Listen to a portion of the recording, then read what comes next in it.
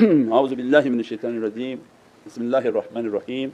Inshallah, what we discussed from last night on the levels of the heart in the way of the openings of Muharram, and these are important to remember again and to focus that the love of these Divinely Presence and the love of the Holy Prophets come to us, and the level of the student is going to be known to us, so that when Sayyidina Adam begins to come and Allah want to dress you from the Adamic reality, you're going to go through a phase of extreme crying,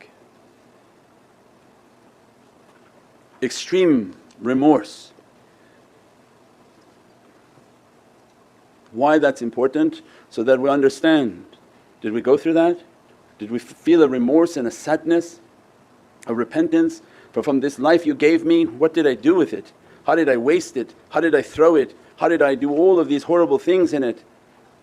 And until that remorse doesn't overtake the servant, in which their 0 point energy, their istighfar and tawbah is so intense that always crying, always crying, always crying, until the reality and the bab of forgiveness can open. The gate of forgiveness has to open for that servant, in which Allah grant for them their maghfirah, their forgiveness. As a result, we said that door and that Adamic door of forgiveness is a two-way door. When Allah forgive the servant, it's the beginning of divine knowledges. So then you begin to, if you went through that phase of remorse and crying and tears just coming and feeling that you need to be in sujood asking Allah forgiveness, that gate of forgiveness is the opening of knowledges, in which the hikmah and the wisdom of the shaykh's teachings become known to you in your heart, you understand it. Otherwise you just, what are these people talking about? And the heart is dead from the dunya, just thinking about how I'm going to go back and do my work, and I wonder what my bank account has right now in it, because the heart is dead.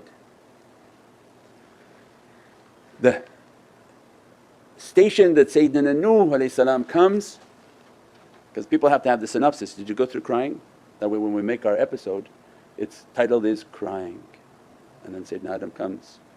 That's an Adamic tajalli, that you are an Adam that came onto this earth. Have you forgotten your paradise reality and you're really enjoying it here? You have forgotten who you are. And when Allah give you the remembrance of who you are, oh you can't stop crying. That I did all these things and I wasted all this breath I have, and now in my older age I have to try to figure that out.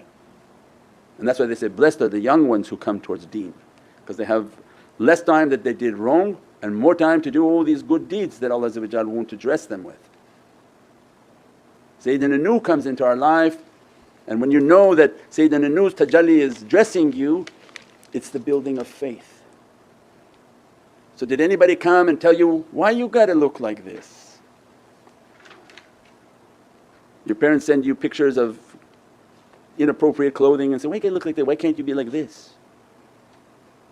And then people come and tell you, why you gotta have this clothes like this, why you have to wear this cone on your head, and ridicule everything that you're doing.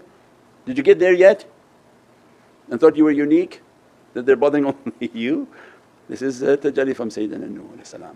And if you're not there, means then implement your faith, do not compromise what you believe. Many situations you find a friend and for some reason you think, oh I came to Islam, I should be soft, maybe I'm going to compromise, every time I meet with them I'm going to take less of my things, I'm going to show more of my body, I don't want to offend them. But that's shaitan, because they don't do that for you. They don't say, oh I'm going to go see my Muslim friend, let me put a hijab on and come over. I'm going to go see these Muslim people, I'm going to bring halal meat for me and say, come on I want to eat halal with you. They don't compromise what they do to be with you. So shaitan is whispering to you, take your belief down. Why you want to bother them? Why you worried about them? And somebody going to bother you? Worry about Allah and this reality of Sayyidina Nuh. This is a struggle for faith. Every time you compromise in your understanding and your belief, you are slowing the process of your faith, and if you compromise enough you will have never achieved iman and faith.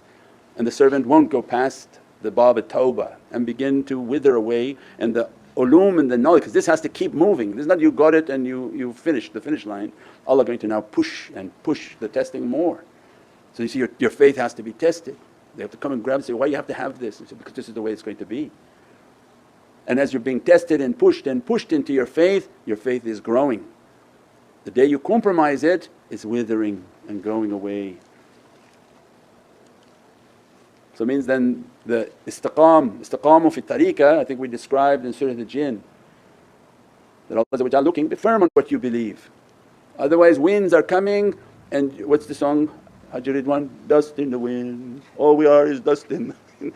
Because what happens? You're not grounded on anything, the wind will come and blow you away. That which you love and that which you're firm on, you've been through many tests, just stop it now. And the firmness of the faith gets rooted within the soul. So that's why they describe awliyaullah, they're like evergreen trees. They're not flowers, they're not bushes, but Allah has rooted their faith. From what you see of the greenness of their evergreen, their roots go all the way down deep into paradise that hold them to be firm.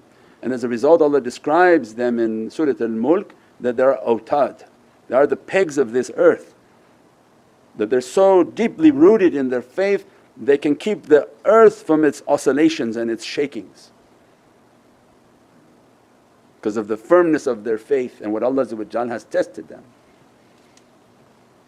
Then Sayyidina Ibrahim and Sayyidina Musa come into our lives, that now that your faith is strong, these two prophets deal with fire. So Nabi Musa comes into our lives and says, now Allah's freed you from the sea and parted the sea for you, but the other side was much more intensive training. Because when Nabi Musa when reached to the promised land, that's when they had to burn the gold, he had to open up the earth and throw his nation who were cheating into the earth. It didn't stop the test, they just intensified. So that this burning bush of ishq and muhabbat and love, Allah want to deposit this fire within your heart. But this fire is going to burn everything, and that's when the Sufi kalams begin to talk about the moth to the flame. This flame Allah going to begin to present to you this flame of Divinely Presence. And Allah instructing awliyaullah to teach you that go into the flame and everything is going to burn.